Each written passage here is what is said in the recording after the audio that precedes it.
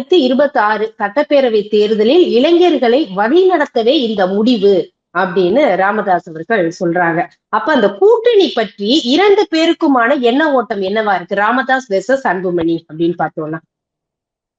நிச்சயமாக ராமதாசனுடைய அந்த பார்வை என்பது இப்போ நாம் வந்து முடிவெடுக்க வேண்டிய அவசியம் கிடையாது. இப்போ திமுக, காங்கிரஸ், விடுதலை சிறுத்தைகள், கம்யூனிஸ்டுகள் எல்லாம் ஒன்றாக இருக்கிறார்கள். அந்த கூட்டணி அப்படியே தொடரும் இப்போதைக்கு. ஆனால் அதை தாண்டி அதற்குள்ளாலே இன்னும் கட்சிகள் வர்றதுக்கான அந்த வாய்ப்பு இருக்கிறது. ஏனென்றால் இன்று இருக்கின்ற சூழ்நிலையில் வந்து திமுக ஆன்டி இன்கம்பன்சி இருக்கத்தான் செய்யும். அது கூட இன்னொரு 2, 3 கட்சிகள் வந்து சேர்ந்தால் தான் இதே நம்பர்ஸ் வந்து அவர்கள் தக்க வைக்க முடியும். அவர்களுக்கு தெரிஞ்ச விஷயமா இருக்கிறது. நிச்சயமாக இனியும் கட்சிகளை வந்து அழைப்பார்கள். அப்ப அங்க ஒரு ஆப்பர்ச்சுனிட்டி இருக்கிறதாக நிச்சயமாக பாமக காணுகிறது. இது ஒரு பக்கம். அடுத்த பக்கம் வந்து இனி அங்க 2 கூட்டணி இருக்குமா இல்ல 3 கூட்டணி இருக்குமா நமக்கு இன்னும் தெரியல. அதாவது திமுகனுடைய ஒரு கூட்டணி, அதிமுக தலைமையில் ஒரு கூட்டணி அமையும். அதன் பிறகு வந்து பாஜக இருக்குமா இல்லையான்னு தெரியவில்லை. பாஜக இல்லாவிட்டால் பாஜக தலைமையில் இன்னொரு கூட்டணி நிச்சயமாக இருக்கும். சிறிய கட்சிகள் இருப்பார்கள். ஜான் பாண்டியன், இந்த நம்ம ஐஜேகே, இந்த மாதிரி நபர்கள் நிறைய பேர் இருப்பார்கள்.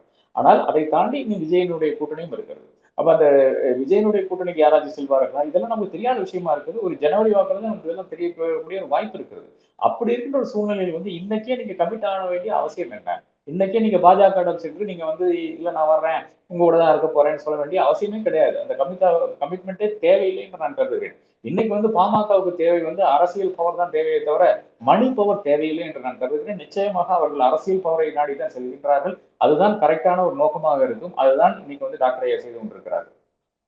இப்போ அன்புமணி அவர்களுடைய அடுத்த கட்ட நடவடிக்கை எப்படி சார் இருக்கும்? நம்ம கடந்த முறை பொதுக்குழு கூட்டத்துல அந்த உரசல் வந்ததற்கு பிறகு பனையூர்ல வந்து என்ன பாருங்க அப்படின்னு அவர் சொல்லியிருந்தாரு. அதற்கு பிறகுதான் அந்த சமாதானமாக்கி போனது. அதற்கு பிறகு கூட அவர் பனையூர்ல சந்திச்சார் மாவட்ட செயலாளர்களை. இப்போ இந்த மாதிரி பதவி இறக்கம்னு இந்த இவ்வளவு தூரம் வந்ததற்கு பிறகு அன்புமணி வந்து ஒரு அடுத்த கட்டம் அப்படின்னு நகர்ந்து ஒரு சமரசத்தோட போயிடுவாரா இல்ல வேற அதிரடி நடவடிக்கை எதுவும் எடுப்பாரா? அன்புமணிக்கு ஆப்ஷன் கிடையாதுங்க. அன்புமணி எங்க போவாரு? பாஜக போனா போலாம். பாஜக போனா அவங்க எடுத்துப்பாங்களா? உங்களுக்கு என்ன ஸ்டாண்டிங் இருக்குன்னு அவங்க பார்ப்பாங்க. மிக தெளிவாக பாஜகவை பொறுத்தவரை ஒண்ணு மட்டும் நீங்க மனசுல வைக்கணும். எல்லாமே டேட்டா தானுங்க. அப்போ இவருக்கு எந்த அளவுக்கு சம்மந்தம் இருக்கிறது, டாக்டர் ஐயாவுக்கு எந்த அளவுக்கு சம்மந்தம் இருக்கிறது என்று மிக தெளிவாக அவர்களுக்கு தெரியும். அப்படி இருக்கின்ற நிலையில் வந்து நிச்சயமாக அவர்களை இப்போ அன்புமணியை எடுத்துக்கொண்டால் கூட அவருக்கு ஒரு ராஜ்யசபா சீட் கூட கொடுப்பாங்கன்னு கூட நமக்கு தெரியாது. அந்த அளவுக்கு தான் பாஜக இருக்கின்ற வாய்ப்பு இருக்குது. வேற எங்க செல்வார்?